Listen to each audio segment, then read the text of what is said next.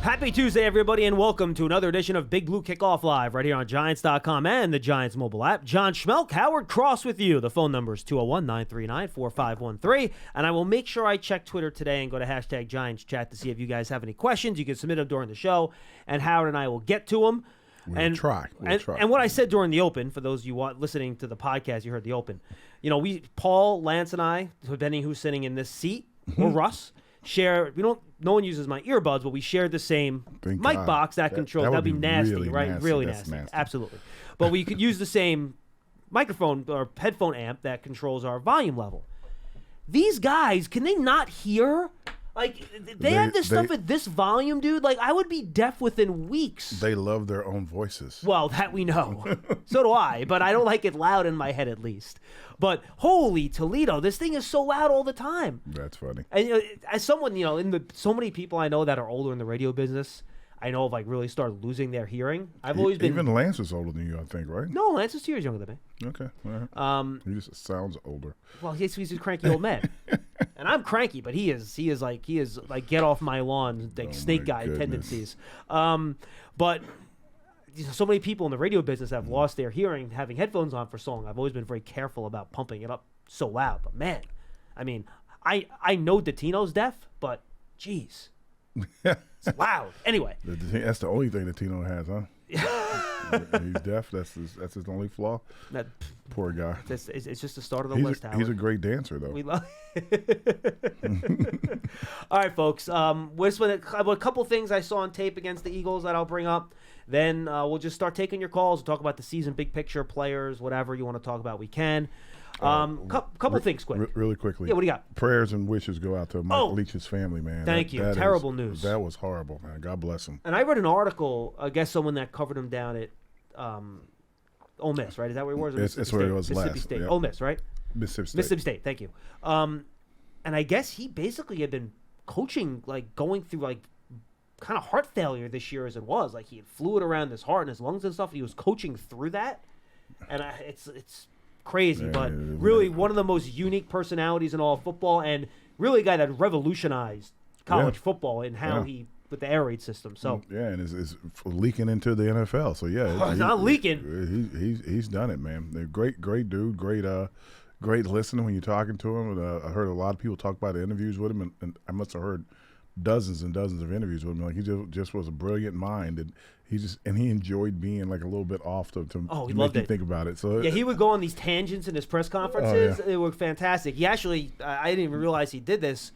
He wrote a book called Swing the Sword, which I guess was kind of his thing that he used, and he wrote it with Bruce Feldman, who's one of the best college football writers out there. He's fantastic. We have him on our shows and stuff. So actually, we just bought it off Amazon today, so I'm going to read that at some point. Maybe I'll read it on our Washington trip. Absolutely. So I figured that could be interesting, knowing how much Mike Leach has done. And condolences to him and his family and all his friends out there. Big loss to the football world. Innovative mind and just a really interesting guy. And his whole team too, man. Holy smokes. And by all respects, a really good guy as well. So feel bad for him and his family. Rest in peace, and condolences to everyone out there.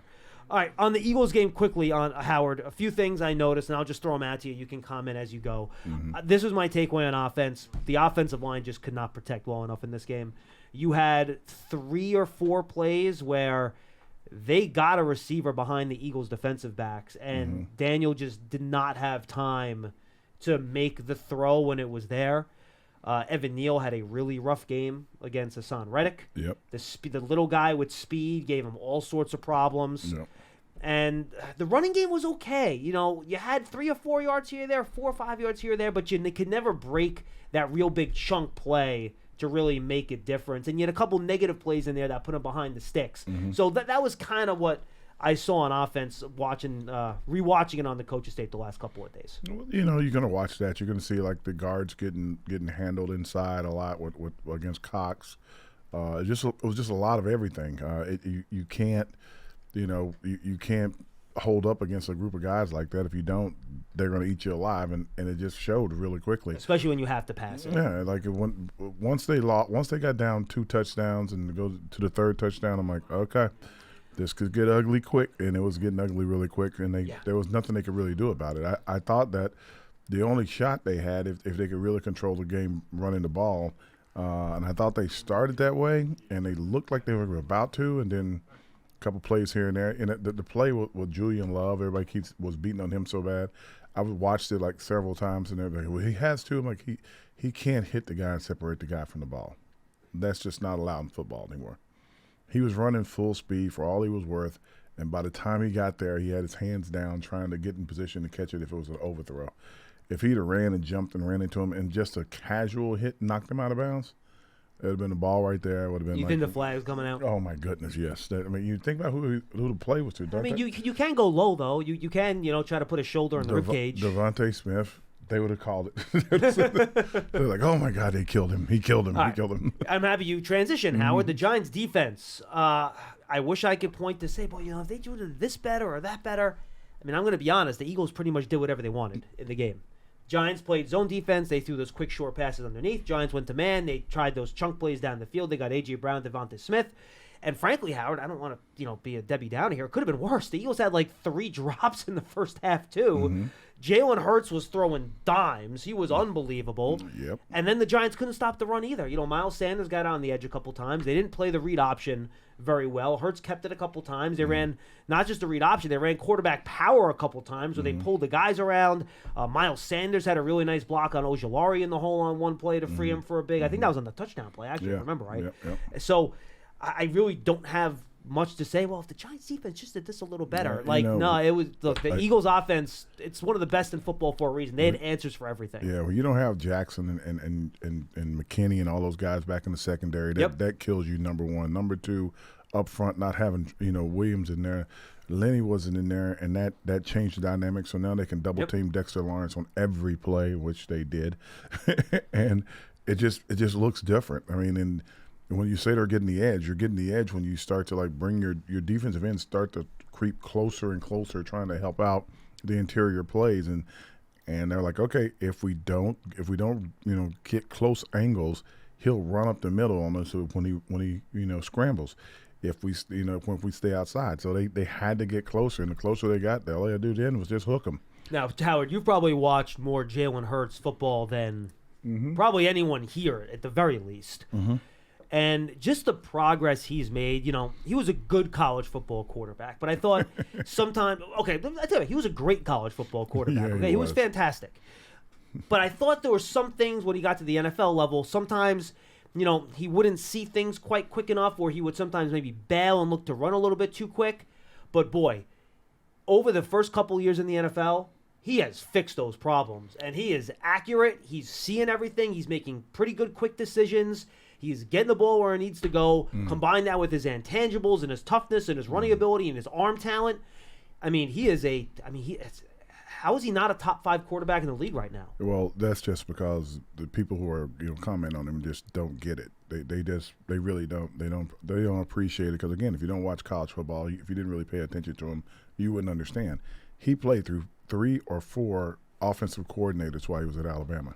What did they say? This is the first time he's had the same system for 2 straight years since high school, I think, right? Since his dad coached him. So, and he was able to adapt. I think he lost 1 game in college. I think he lost 1 game to Deshaun Watson in the championship game. Then after that, they went on a tear the following year. I don't think he lost. He lost 1 or 2 at Oklahoma. Well, I said 1 game. When I come about college, excuse me, I'm thinking about Bama. He probably lost. There are other collegiate programs besides Alabama, Howard. I just want to let you know. Okay, if you say so. Well, actually, you're right. There were 2. There's Notre Dame and Alabama. Pardon me. But the reality of it is that he was able to adapt and change with every coach that they brought in. The last coach wanted more of a down the field kind of friendlier passing kind of a guy that, hey, look, Jalen's issue was in college that, hey, if he didn't see it, he could run. Right, and that's what he did. Yeah, and it was one read and go. Yeah, no, he had a couple of reads, but if he didn't see it, automatically, if someone was getting loose, he knew who was going to be loose, and he would just run the ball. And so he gets to the NFL, they're like, oh, well, I don't know if this kind of guy makes it or whatever. I'm like, I'm trying to tell you guys, you get him in a system, he's going to look really good. Oh, you're right. Yes. Someone came in and said, hey, I need you to work on X, Y, and Z. We're going to be here for the next few years. You could be our guy. Not you're going to be our guy. You could be our guy. Jalen doesn't look at it as a challenge or anything. He goes, well, I am your guy, so I'll do whatever you need me to do, I'll do. And he goes out and does it. And he's a hard worker, so he's going to put all the work in. He's very serious, very, very mature. Yeah, if you listen to him talk, the intangibles and that sort of stuff was never a doubt with him. He sounds like a coach. Yeah, he said. He sounds like a coach. And as a 21-year-old, he sounds like an adult. A very serious coach at that. Yeah, a no fun coach. Yeah, and his teammates all love him and leader, all that stuff. Yeah, there was a clip of him on the sideline that probably speaks to it, where they're really routing the Giants and they're having fun and they're dancing on the sideline and they're doing whatever. Jalen is sitting there quietly looking at the pad, going, and then looking back out the field. Everybody's like jumping up and down. They show everybody, and they go back to him. He's still there, flipping the pad, trying to figure out what the next series is. So that's the kind of person he is. Yeah, he's special, no question about it. All right, Howard, I'm going to play Choose Your Own Adventure with you right now. Oh, Lord. I can either ask you a Daniel Jones question, and we can get into that discourse, or we can go to the calls. What do you want to do? You can go ahead and ask me Daniel Jones question. I had a bunch of them this weekend. All right. Once again, I made the mistake of clicking on the Daniel Jones trending topic on Twitter. And, yeah, Pearson, shake your head. You're right. I'm an idiot. I'm aware. Thank you. Hilarious. And, boy, there are two very unique, disparate and different and unique factions amongst Giant fans right now. And one faction is that Daniel Jones is never going to be the guy. Charlie's the captain of that faction. We haven't heard from Charlie in a while. This is not an invitation for you to call. Sorry, Pearson, my bad. Pearson started crying. No, I know we did.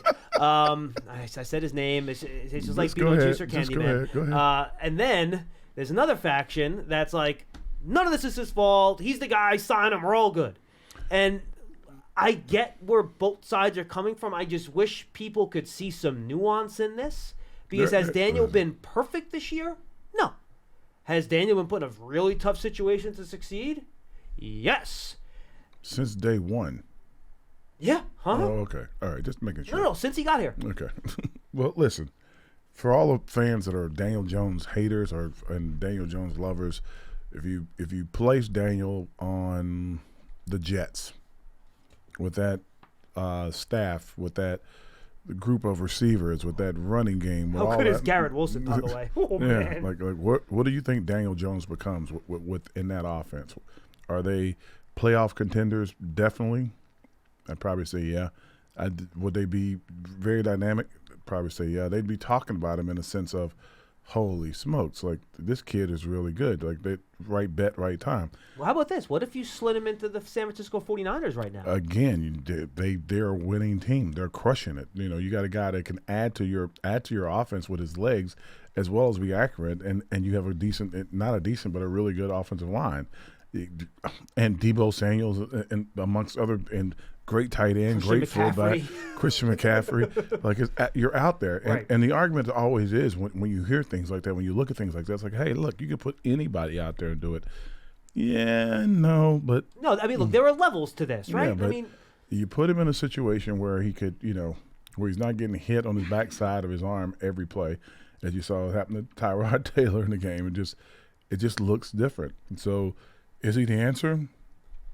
If you think you can really, build a draft this year with a receiver, an offensive lineman, and God knows whatever else you want to get, but definitely an interior offensive lineman and a receiver. Yep.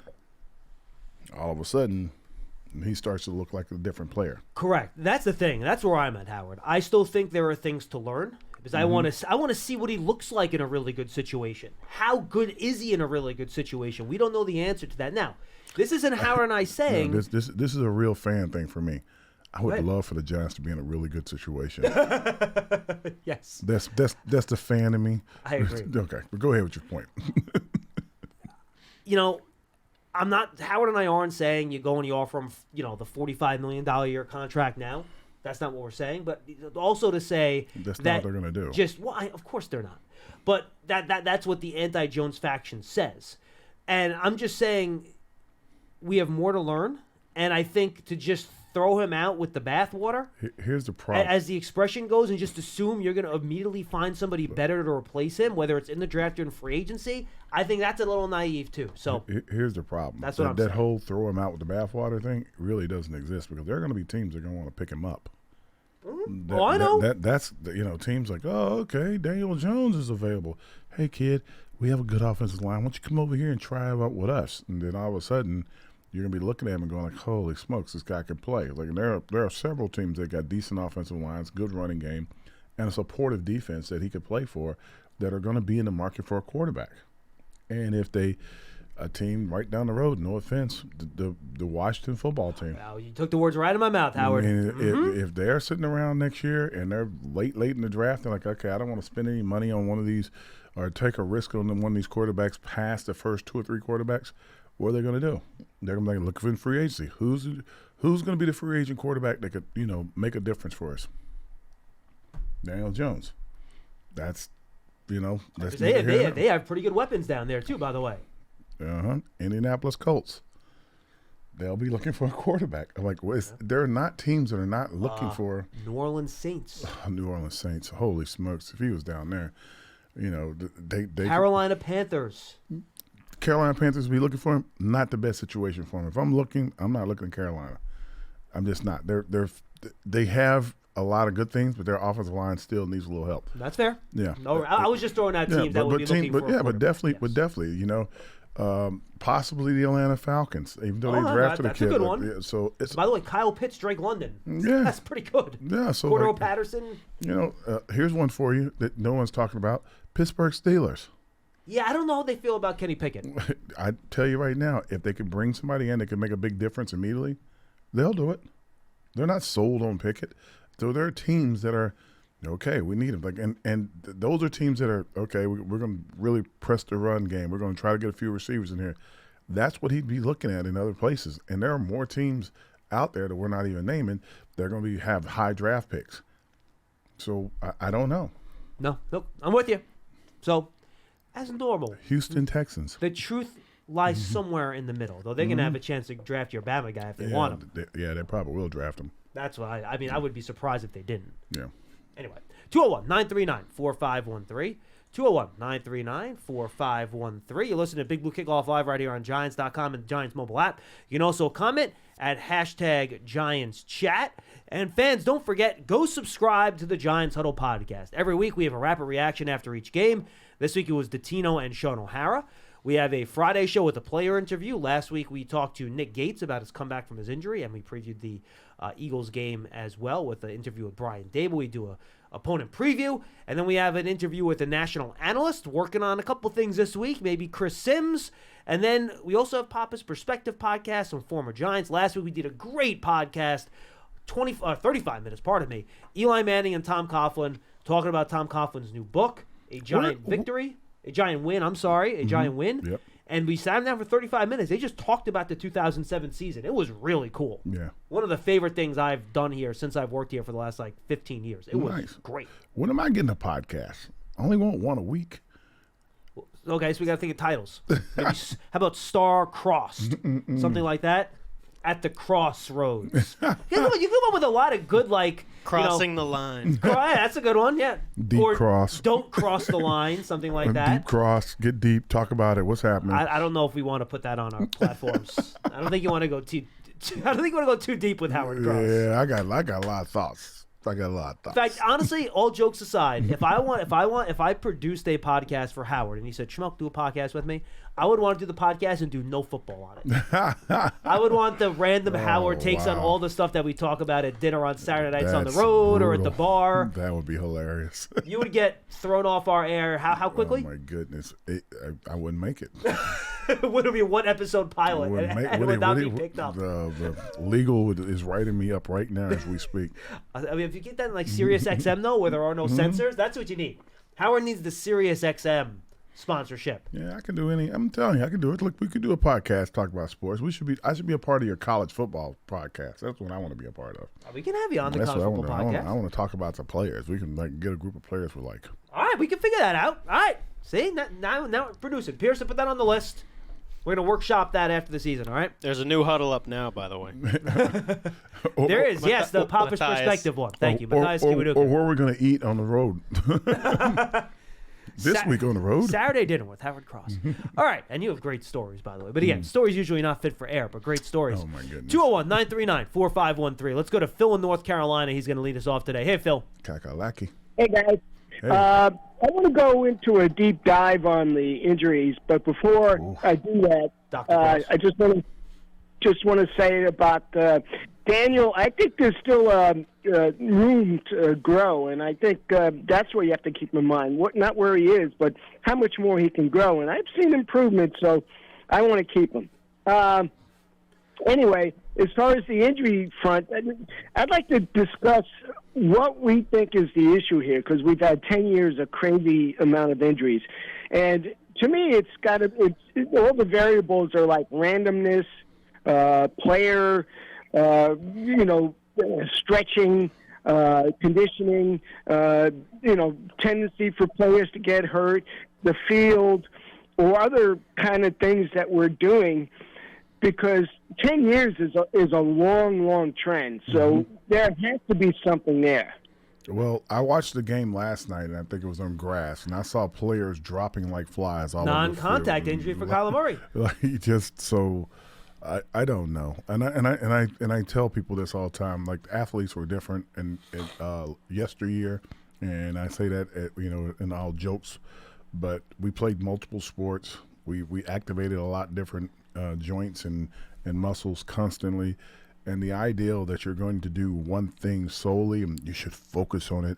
You should go get it. And I'm talking about not just football, baseball, basketball, soccer, whatever you're playing.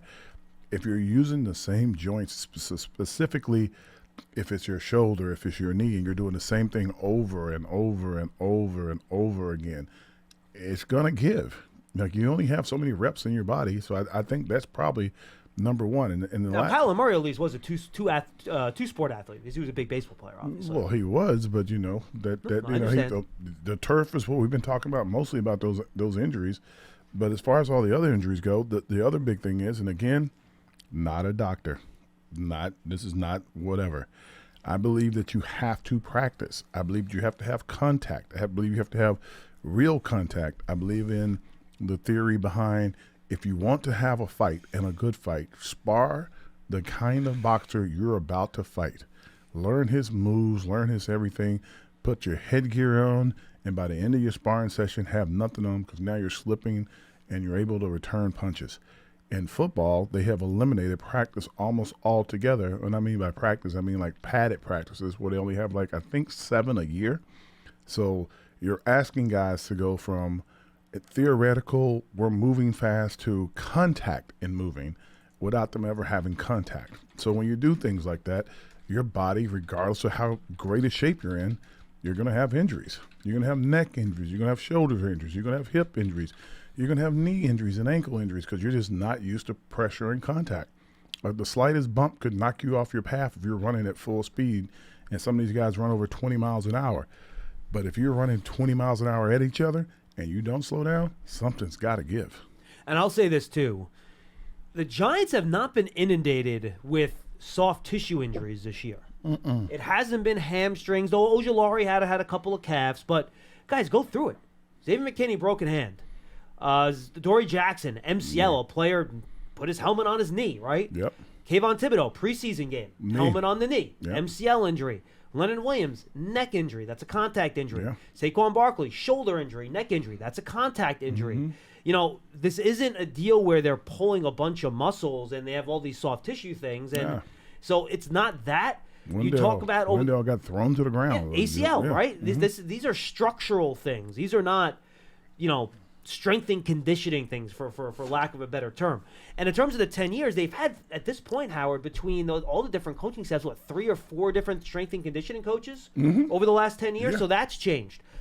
You look at the history, injuries on grass versus turf, there isn't really much of a difference when you look at the statistics. Now, I learned a couple weeks ago with some of the reports that came out that there are different kinds of artificial surface, even with the rubber tiles. They're like 4 different types. Yeah, you have the spider lattice, and that's the type the Meadowlands has, or the MetLife Stadium has, and maybe those have more injuries than other ones. If that's the case, then get rid of that turf when they change in the offseason, get a new one. John Mara said he's going to work with the players and try to figure out whatever the best surface is. That's what they're going to do. So, to me, I wish I had a good answer for you, Phil. If I did, I wouldn't be sitting here talking to you. I'd be getting paid a lot of money by the Giants front office. I'd be paid a lot of money by NFL. Yes, that's correct. If you knew how to stop the injuries, yeah. So, Phil, I wish I had an answer for you. You say you want to get to the bottom of it. Well, so do the Giants, and so does every other NFL team, and I don't think you can. And again, Phil, for me, it's mostly most of this started happening. And if you noticed, like I think I forget the name, Jeff Saturday and all those guys, Drew Brees were the player reps at the time, and the one thing they said, they did not need to be around, and they did not need to have full padded practices. Yeah, because they're all 12 and 13-year veterans. Exactly. And as they were saying that, I had been out of the league for a year or so. As they were saying that, I was saying that is the kiss of death. You're going to see a lot of injuries now because you're not going to be able to protect yourself the way you want to. You'll see a tackle dropping, trying to protect himself against a on-rushing defensive end who's sprinting at full speed and not prepared for that tackle to hit him. He's thinking that this guy's not really going to hit me. And when he hits him and stabs him, everything in his body aches at that moment. And it takes some time to get over that. And if you throw the balance off, your knee bends the wrong way, your ankle bends the wrong way, and then you have a lower body injury. And then they've taken away the kickoff. You really don't have kickoffs the way they used to be kickoffs. Like, we would have contact all the way down the field. Sometimes they would hit the wedge, but most of the time there'd be contact all the way down the field. Were you ever in the wedge? Yeah, I was the wingman on the wedge. So I was not in the middle. I was in the wingman.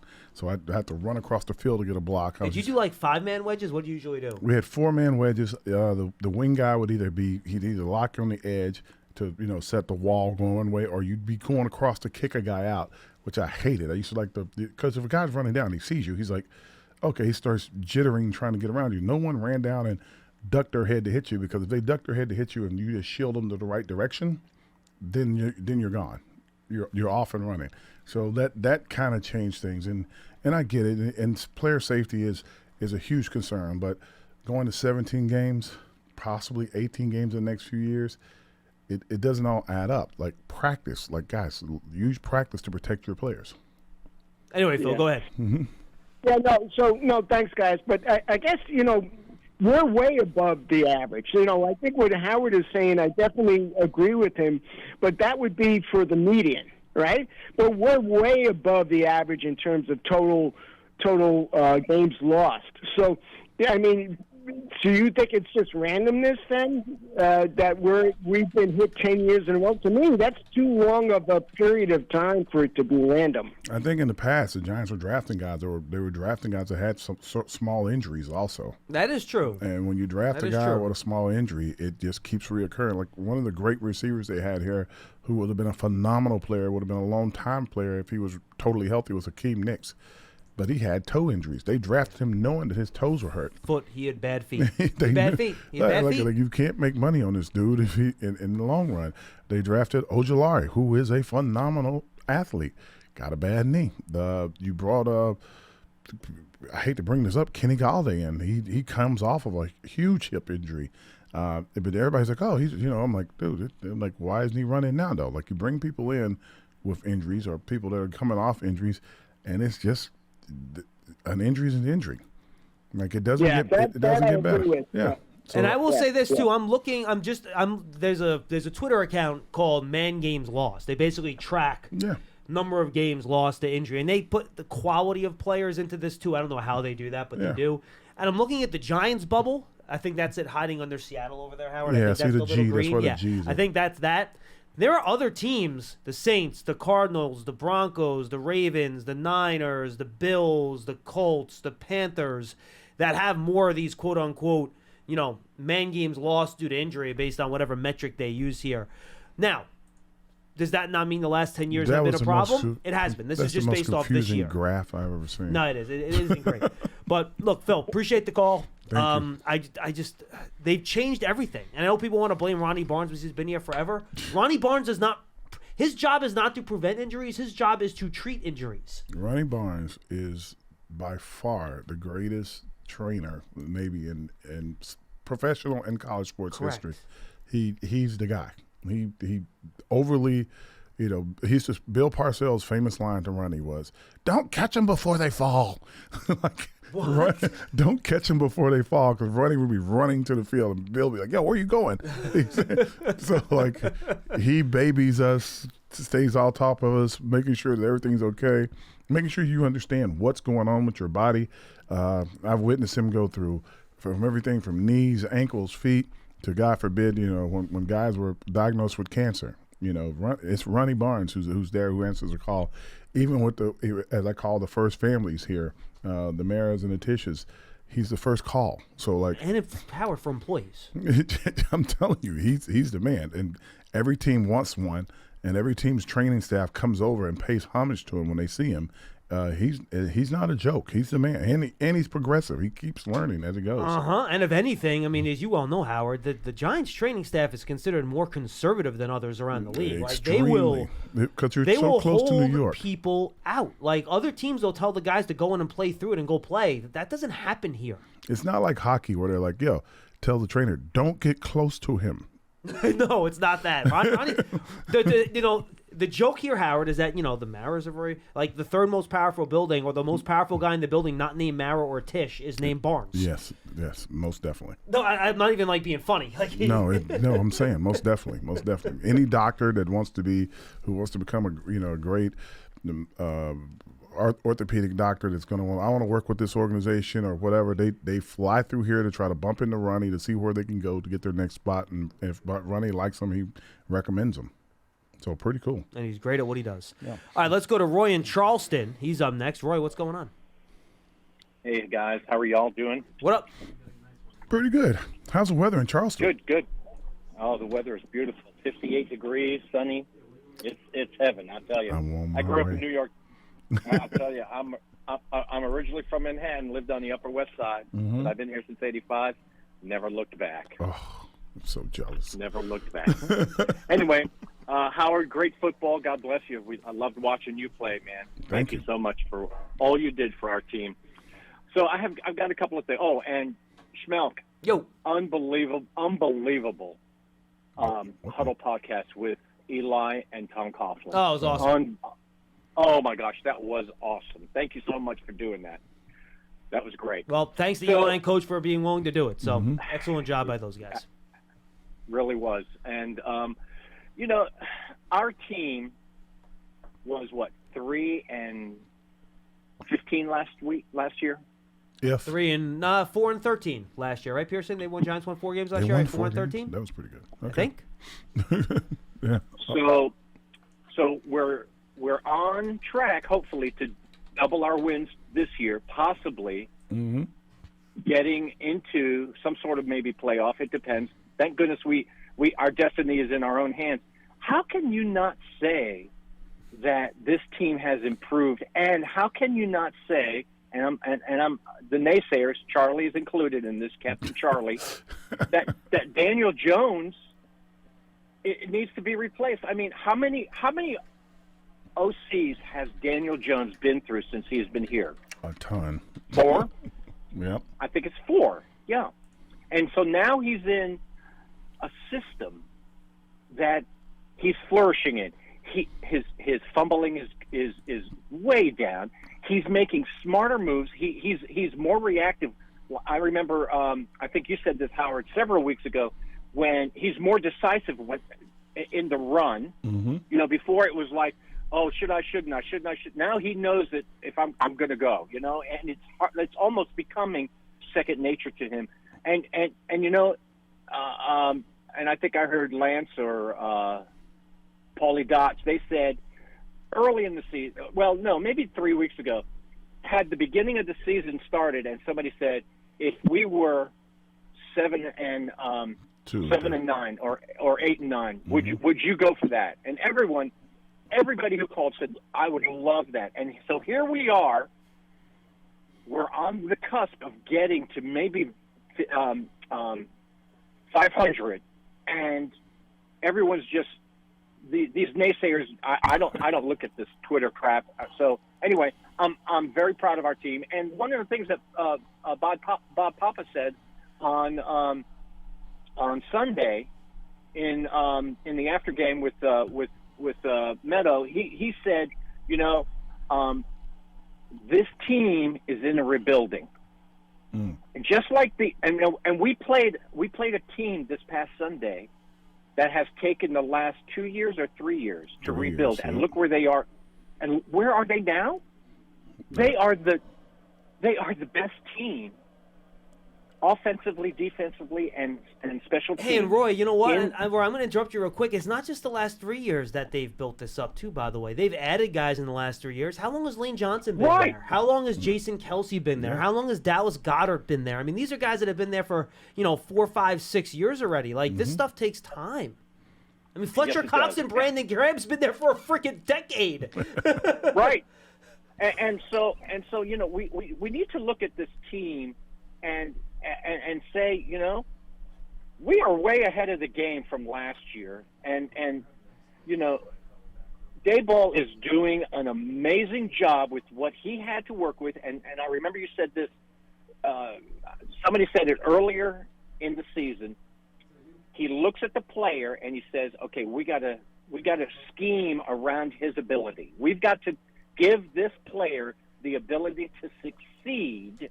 Not him trying to fit, not trying to make him fit in a square hole when he's a round peg, but work around him and give him that chance to succeed and flourish. And that's what he is. I mean, that's what this coaching staff, and including, not just your OC and your DC, but all the other coaches that are underneath. That the players' coaches, that have really that have done an amazing job. So anyway, that's my soapbox. So thank you, Roy. Thank you. Appreciate Roy. the call. Thank you. So what Roy's saying is true, but here's the thing, and I get it. We live in the world of 30-second highlights. if the highlight is even that long. I was going to say, hate to say it, Howard. I think we're down to around 12. 12-second highlights. And what I usually tell kids, and you can do the same thing with fans, what I usually tell kids is that, hey, look, that highlight came from hours and hours and hours and reps of work, and you're trying to get to the moment. So basically they see things, they want to be great at it instantly, like the rep they saw on TV, that one play on TV, and they don't realize all the reps and stuff it takes. I explain that to my daughter every day when we work on her letters and words, and I'm like, Claire, she's like, I don't get this, I can't do it. I go, Claire, it's the first time we're working on this. It's gonna take some time here. It's like building a house. You start at the base, you work your way up. And what fans see is like, okay, you've had success, you had that great start. Oh my God, we're gonna be in the playoffs. We're gonna go to the Super Bowl. I'm like, dude, settle down. And everybody Howard, take a breath. I like to think, and if you've listened to us while the Giants were going through that winning streak, we were telling everybody to be patient. I would have liked to think we prepared fans for this possibility. And Giant fan, I got tweets. Schmeelk, I don't understand. You're so down on this team. Why can't you just enjoy it? Why do you have to say ifs and buts and close games and say this isn't real? And I'm like, guys, I'm not saying don't enjoy it. I'm not saying it's not real. But you have to look at how they're winning these games and what the roster looks like and understand why maybe this, just because a team starts 6-1 doesn't mean they're going to be 12-2. You know what I mean? You don't just double it. That's not how this works. And the reason we were doing what we were doing is that we were trying to prepare you that, look, a dip later on when you start playing better teams was possible here based on how the early season went. And I like to think we prepared you for this possibility in some way, shape, or form. I like the fact that I do the post game, I do the coaches club. You ought to hear what that's like. That is when they were winning. Oh my God, we're going to playoffs. I'm like, hey guys, that's really cool and everything, but calm down. And they're like, why are you saying? I'm like, listen, we got to go with, hey, look, if we get 8-9 games, if we sneak into the playoffs, we've done a good job. We've overextended ourselves for a fortune for this season. If we can play through and not get anybody else hurt, we're superly overextending ourselves. Hey, look, and I've been consistent, Howard. There's a Talking Giants podcast, and they had this. They had a bunch of guys on preseason, and they made a graphic on Twitter with the list of everyone's record with the predictions. Yeah. And they asked me before the year, John, what's your prediction for number of games the Giants win this year? My answer was, I don't care. This season for me was never about win totals. It was about development. So for me, and I've said this since the preseason, anything they did this year from a win total perspective was gravy for me. I wanted to make sure Andrew Thomas was really good and McKinney was really good. Figure out to do with Daniel. Yeah. You know, get Wanda Robinson playing, let him be good. Develop the young players and find out what you have. And I think for the most part, that's been a success. I think I've liked what a lot of the young guys have done and how they've improved. So that's why I'd love to be, work a playoff game. We haven't worked a playoff game since 2016, Howard. I want to talk to you on the sideline on the Martin Luther King Jr. Day weekend, talking about a playoff game and having that intense feeling of working a game. That would be great. But was that the be-all, end-all for me this year? No, it wasn't, which is why I'm not kind of freaking out about all this stuff. Well, I told everybody that was watching, so just pay attention to the league. Don't just look at the Giants. You're seeing teams that are really up. And you're seeing teams that are really down that are historically up. So could be an anomaly at any moment. Well, it's been a weird year. This is a weird year in the NFL. Things could flip back at any moment. Everybody thought the Saints were going to crush that division. Everybody thought that Tampa and the Saints were going to be balling it out, and no. Dude, I predicted the Broncos were going to win the AFC West. How's that looking? I would have never done that. Well, the Chargers, everybody thought the Chargers were going to be great. It just, Seattle's done. Look at the Rams record, and the Bucks record, and the Packers record. It was just the only team that you could predict that was going to have a tough time was the Patriots. Houston. The Patriots. Yes. The Patriots with no coordinator. Outside of that, everything else is about. It's like. And by the way, the Patriots are in the playoffs if they start today too. Green Bay Packers. Who thought that Aaron Rodgers was going to flake out and cause his team to go in a spiral, which he did. And they're like, oh, he hurt his thumb against the Giants. That's why he's not playing well. I'm like, well, what about all the weeks before that? Bruh. It's been one of those years. It's been one of those years. Let's go to Cliff in New York. He's up next. Hey, Cliff. Hey, guys. Thanks for everything. Listen, when you guys get to work your next playoff game, I don't want it to be the only one for the next few years. I want you to... No, right. Exactly. 100%. And I appreciate yesterday on the show they made reference to trying to prepare us for the Eagles, and I want to thank the show for preparing me for the Eagles because I felt prepared, And we were very honest about how good the Eagles were last week, Cliff. If anybody listened, they should have known how good the Eagles were heading into that game. Well, and how lacking the Giants were everywhere else on the field. Because I said, guys, we have one starter in the secondary. If you count him as a starter, we have one starter in the secondary. I'm like, as long as Leonard Williams can make it and a couple other guys come back, and it looked like those guys were coming back. And then they didn't. Exactly. And when I was on the phone with you last week and I asked about Leonard, you said, well, Cliff, it doesn't look that great for Leonard. And I said, oh.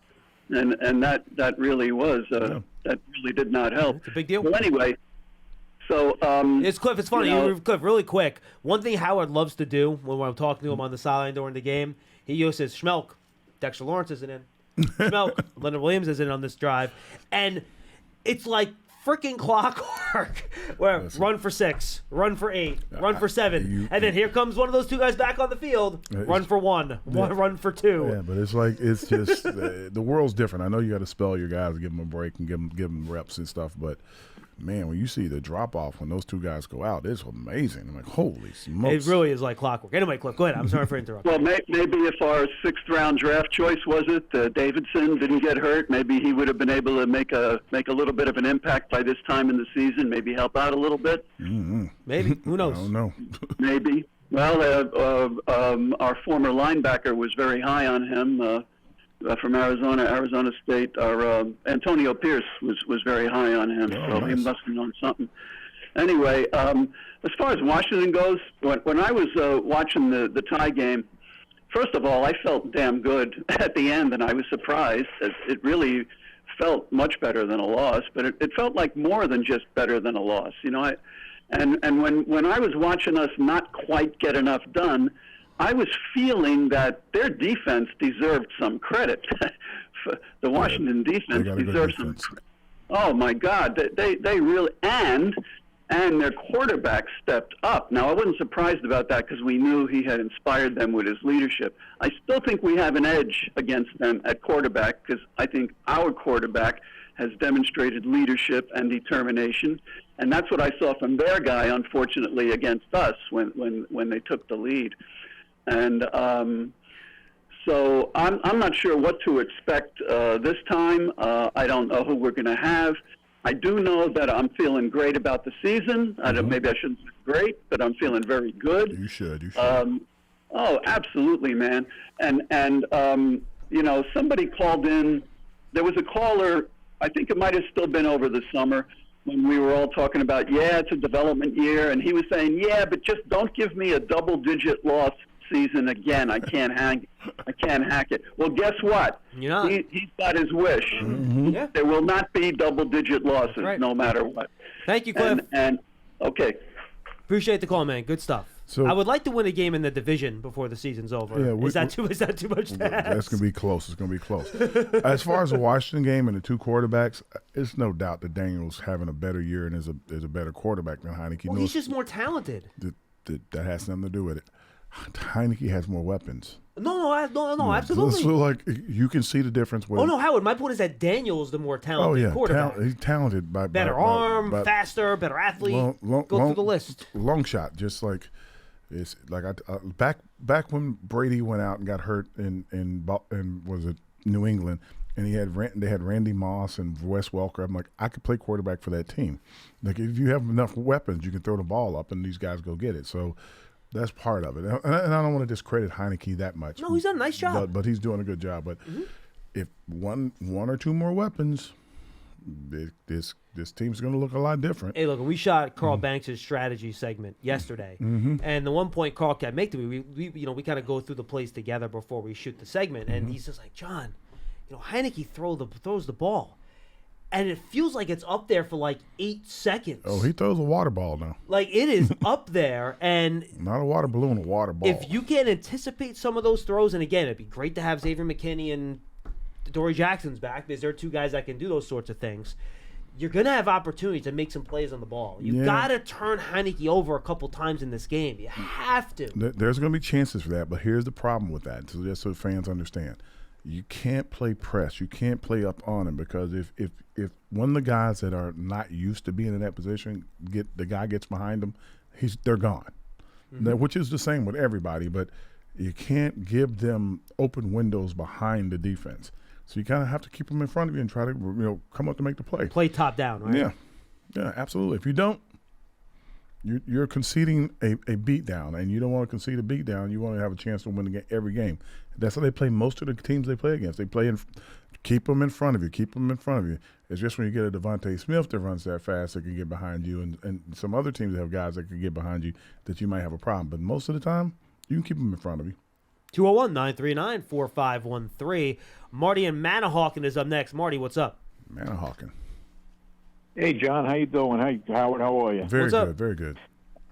Good. I think Daniel has made some strides this year. I mean, you really can't fault him too much. I mean, the line, they've held up, but then they've had their moments where they haven't given him enough time.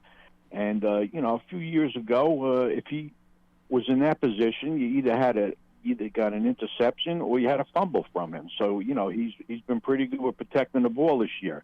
He's been throwing the ball over in the middle to the receiver like it's on a rope, and his touch has been nice on the balls thrown down the field. So I can't really see what everybody's complaining about. I mean, give the guy some receivers, and then let's see what he can do. That's right. true. The question is, what's the cost of seeing what he can do with better receivers in the offseason? Yeah, the problem isn't his ability, and I don't think people if they don't realize that, they should.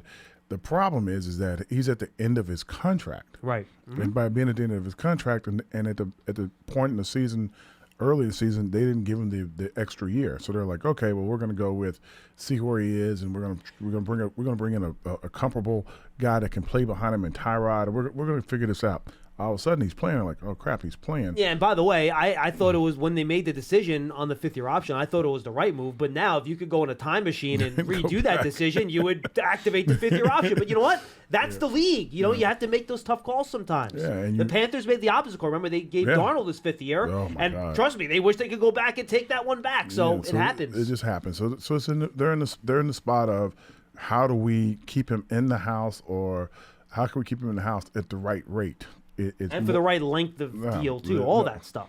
So Daniel has to do some, hey, look, I want to be a Giant, probably. And then it's like, how long? And does he likes the system, right? He likes the coach. Yeah. You want to stick with these guys. So I've told people in the past, like, if I could have relived my career, I would have been a Giant for life. I would have took the money when people were offering me money. I was like, I don't know, maybe I should stay. What? My agent's like, are you out of your mind? Do you know they're trying to pay you? What are you doing? I'm like, well, I hemmed it hard. I didn't like change and everything. Guys aren't like that anymore. What was the biggest contract offer you got as a free agent? From what team? I'm just curious. The Miami Dolphins offered me more money when we finally got in the free agency kind of era than I had made my entire career.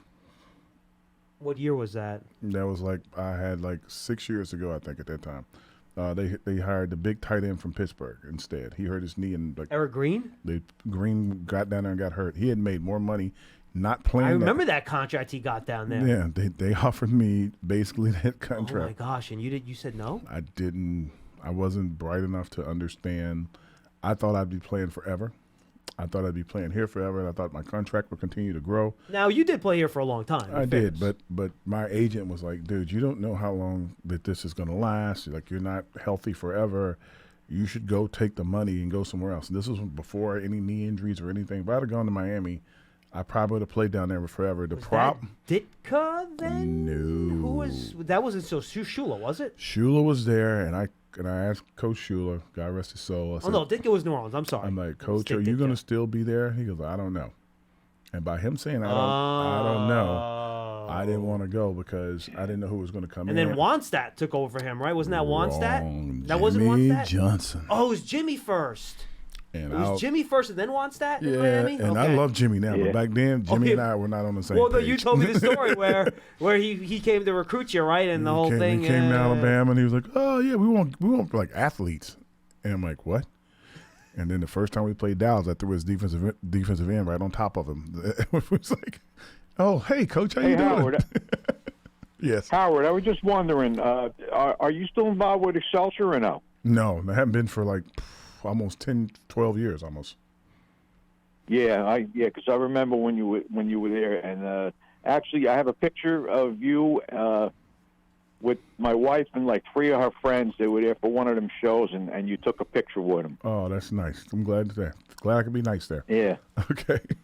I appreciate it, Marty. All right, Marty. Thanks for the call. Guys. Yeah, the reason Ditka popped in my head is I remember Ricky Williams in Miami, and then I was thinking he got Ricky Williams, but he got Ricky Williams in New Orleans, not Miami. Yeah, he got Ricky in New Orleans.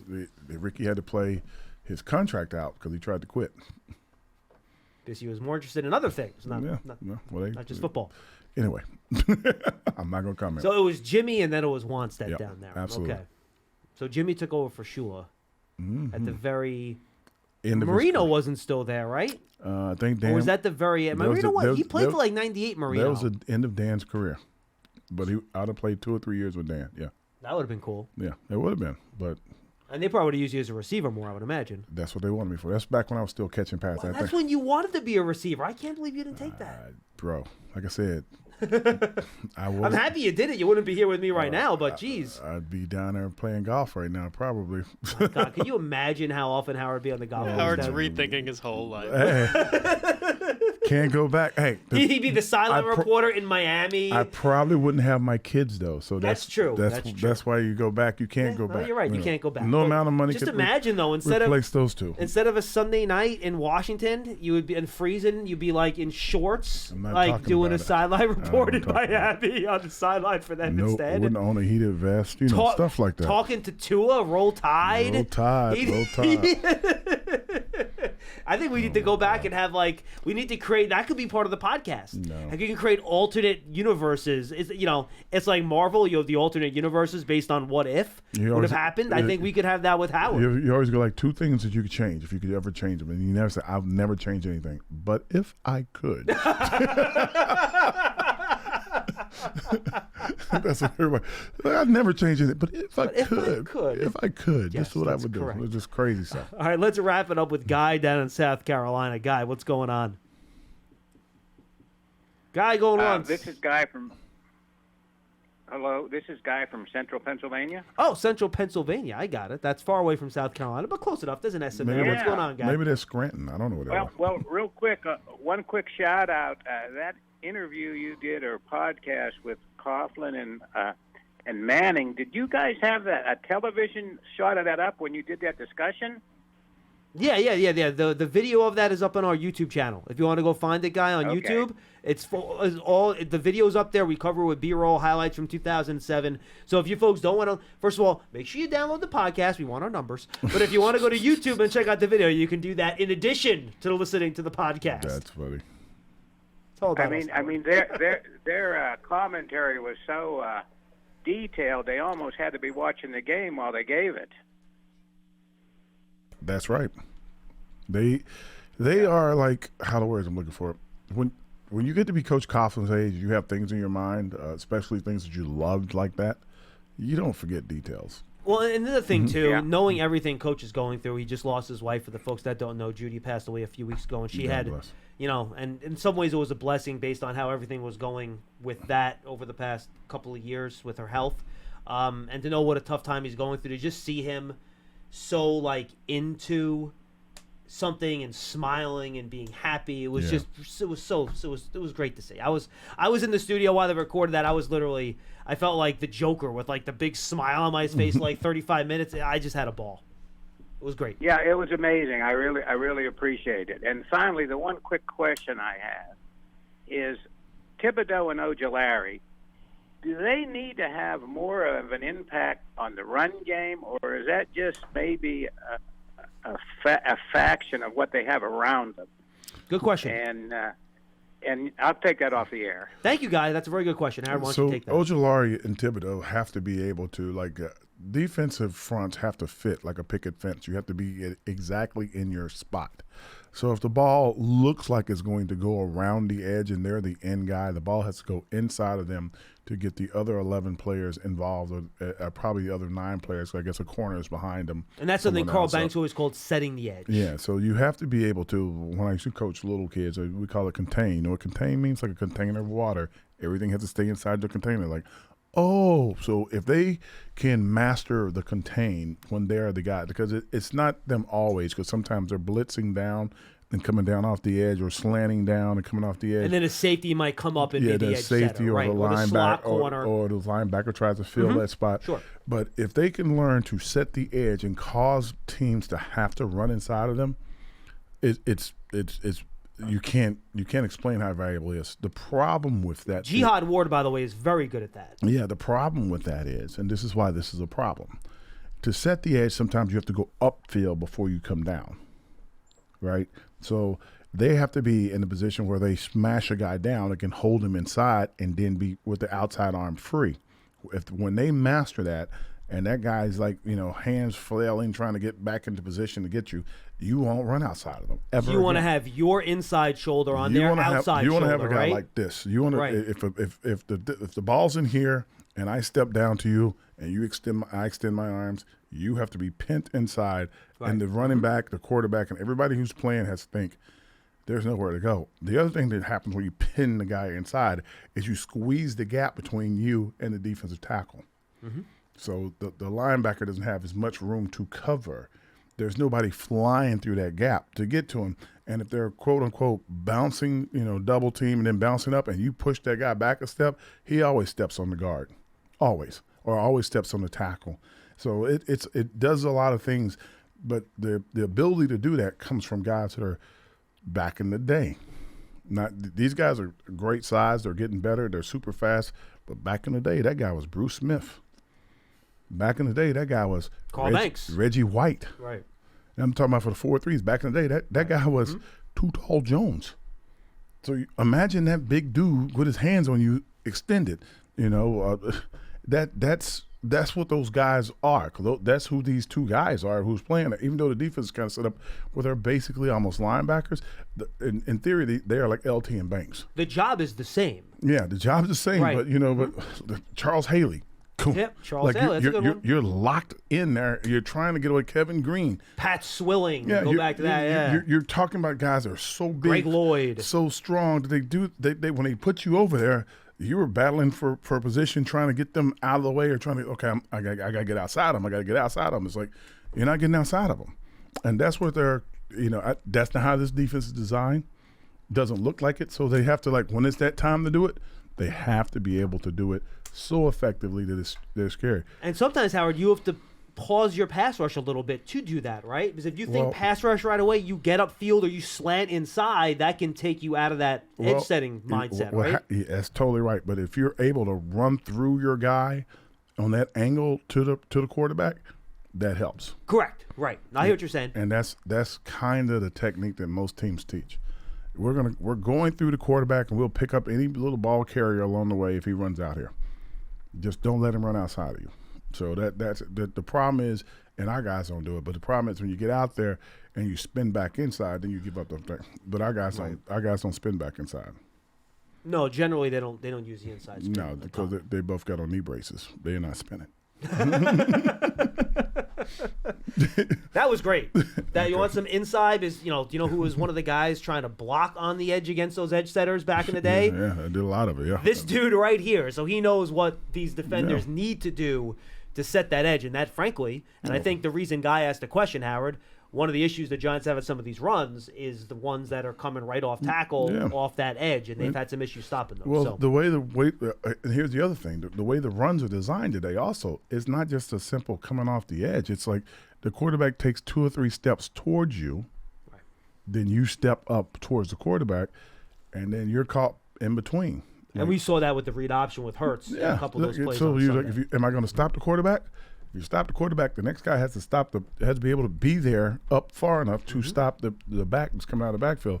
And the way you do that is you stand the guy on the outside and you run him deep. As he's running deep or running across, that corner has to go with him. And then you're the only guy left out there. You take him there. Then it's a 2-on-1 out there. Well, and that's why the RPO, the run pass option, and the read option, which are kind of connected, they can also be connected in the same play. The wide receiver doesn't have to block half the time. They just take the corner downfield on a deep route. Yeah, that's why I'm waiting for hopefully the development of when the Giants do that same play, that there's a guy over there they can depend on the outside that's going to go up. Right. Because if you get that guy on the outside that everybody's worried about, like Jamar Chase, someone like that, right? Yeah, like the guy on the outside for the Giants. I know you can't do it, but if you could run it right at Slayton every time, right? Mm-hmm. So when Slayton starts up the field, people have to go with him. The corner and the safety might even hesitate stepping up too. Yeah, right. And what you're going to get is you're going to get the defensive end coming up the field and jumping and throwing his arms up, but you can float the ball then and drop it on him. What we've been seeing is Daniel trying to zip it to touch it, put touch on him, because the guy on the outside never left. Right. And so that's the difference in the play. Quick final thought on the game on Sunday you want to get to, or? Yeah, I mean, Washington's going to be a good challenge. I think the Giants are going to be ready for it. I think it's a night game. Hopefully, we're not solar powered, but I believe with Ojulari, Thibodeaux, and if Leonard plays, in the middle, the defense will look even stronger with all these guys playing. And now Ojulari has gotten two games under his belt already. This is his 3rd game, so he's really kind of in the flow. And I know people don't realize that, but when you come back, you might be great, be shy of a cannon, might be doing everything, but all your techniques start to come back in when you start watching tape. Okay, I can't do that again. Can't do that again. Can't do that again. And he's gonna get better, and all of a sudden, the two of them are gonna be opposing figures on the line that's in the run game, which they just asked, and in the passing game. So that's gonna be great. As far as the offense goes, I just hope Bellinger is gonna be okay with that rib shot.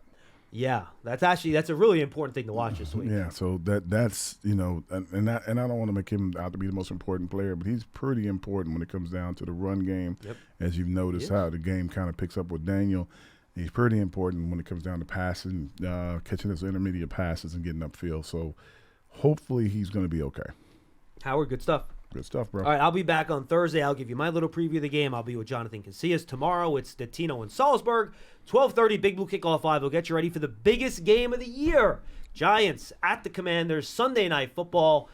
God, the Giants are being flexed into a primetime game. That means it's an important game. Sunday night. It's good to see.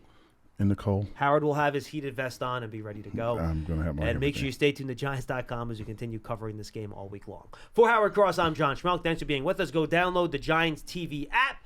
It's our official streaming app. You can find it for free on Apple TV, Roku, Amazon Fire TV, and the Giants mobile app. And I realize you only have one home game left against the Colts, but if you want tickets, go check it out. Giants.com/tickets. Find your game and secure your seat. We'll see you next time on Big Blue Kickoff Live.